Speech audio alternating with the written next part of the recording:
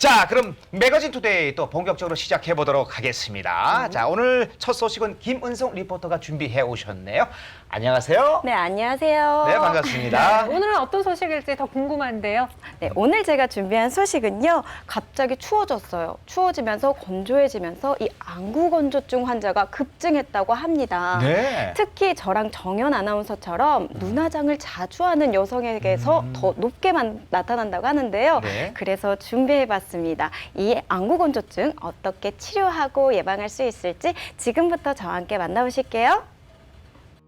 찬바람이 불기 시작하면 이상하게 눈곱도 자주 끼고 충혈도 자주 되진 않으신가요?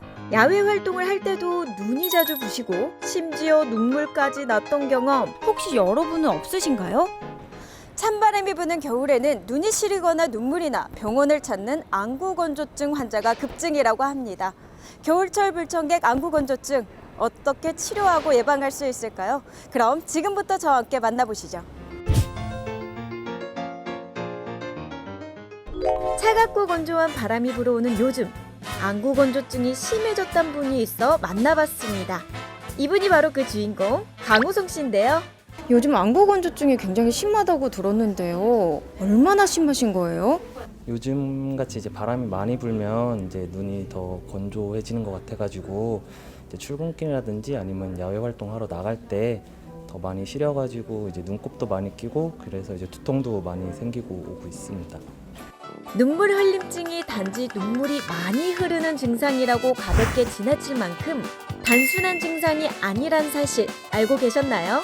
눈에 눈물이 계속 고여 있거나 흐르게 되면 세균이 번식하기 쉬운 환경이 되고 염증이 자주 생겨 심각한 합병증을 유발하게 된다고 합니다. 그렇다면 오성 씨는 언제부터 안구건조증 증상을 겪어왔고 또 언제부터 심해졌다는 걸까요?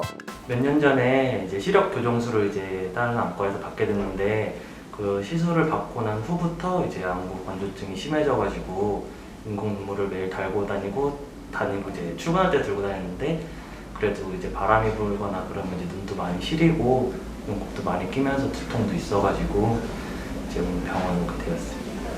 눈이 빡빡하고 피로하고 모래가 들어간 듯한 이물감, 그리고 눈이 타는 듯한 눈부심, 눈곱 생성으로 인한 가려움, 그리고 시도 때도 없는 눈물까지.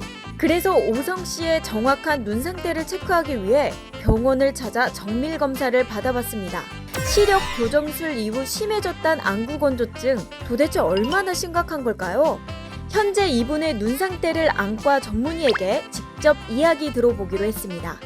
이제 우리가 안과적 수술 라식 라섹 포함해서 백내장이나 아니면 쌍꺼풀 수술이나 눈 주변을 건드리는 수술은 그 수술로 인한 그 상처 재생 과정이 그 염증을 유발을 합니다.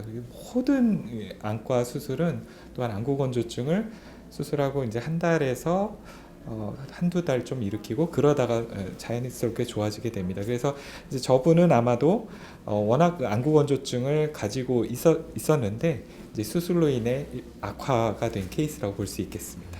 시력 교정 후 다수가 힘들어하는 증상이 바로 건조감이라고 하는데요. 개인의 그릇된 생활 습관이 안구건조증을 발생하는 가장 큰 원인이 된다고 합니다. 눈물이 부족하거나 눈물이 지나치게 증발하거나 눈물 구성 성분의 균형이 맞지 않아 발생하게 되는 이 안구건조증, 심하면 평생 눈물약 없인 살 수 없다는데요. 그래서 정확하게 어떤 원인으로 어떤 치료를 받을지 정밀 검사가 필요하다고요. 눈물막 점도, 눈물막 파괴, 마이봄선 등 6가지 정밀 검사를 통해 건성안이 진단된다고 합니다.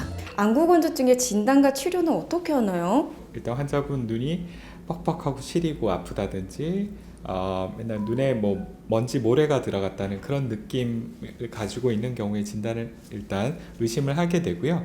그다음에 가장 기본적인 것이 우리가 하는 그 세극등 검사를 하고 그 형광 염료를 묻히고 나서 눈에 얼마나 상처가 있는지 눈물막 파괴 시간이 어떻게 되는지 검사를 하게 되겠고요. 그다음에 이제 눈물띠 높이를 보는 검사가 있고 그거 말고도 우리가 최근에는 마이보그래피라든지 눈물 삼투압 검사라든지 기타 여러 가지 검사를 시행하고 있습니다. 안구건조증 치료는 마사지요법, 맞춤형 안약, 그리고 외과적 치료로 나뉘는데 그중 안구 건조증을 집중적으로 치료할 수 있는 레이저 치료가 요즘 많이 활용된다고 합니다. 레이저를 이용해 고여있는 기름을 녹여 마이봄샘 기능을 회복시키는 원리라는데요. IPL은 아까 마이봄샘이라고 기름샘, 우리 눈에 윤활유 성분을 분비해주는 기름샘이 있습니다. 그 기름샘이 안 좋아져서 보통 안구 건조증의 한 거의 70%가 원인이 마이봄샘 기능 부전이거든요. 그 기름샘을 우리가 순간적으로 그 IPL 강한 열 에너지를 집어넣어서 그 기름샘을 녹여주고요. 그 다음에 이제 그 비정상적인 혈관을 없애면서 그 새로운 그 조직을 재생시킵니다. 그렇기 때문에 그 마이봄샘을 건강하게 해주는 최근에 이제 그 마이봄샘 기능 부전을 치료하는 거에 가장 강력하고 혁신적인 치료라고 볼 수 있겠습니다. 심할 경우 합병증까지 초래하게 되는 안구 건조증. 더 이상 방치하면 안 되겠죠? 그렇다면 평소 어떻게 눈 관리를 하면 좋을지 제가 원장님께 직접 한번 배워보기로 했습니다. 수분 결핍형은 물이 부족하기 때문에 평소에 덜 짜게 먹고 물을 많이 드셔야 됩니다. 그게 굉장히 중요합니다. 그 다음에 이제 기름이 부족한 증발형 건성환인데 여러 가지가 있습니다. 일단 아주 쉽게 할 수 있는 게 온열 마사지, 온찜질입니다. 온찜질, 눈꺼풀 세척 그런 거를 꾸준히 해주는 것이 중요하다고 볼 수 있겠습니다. 먼저 손을 비누로 깨끗하게 씻어준 다음 세척제를 솜에 묻혀줍니다.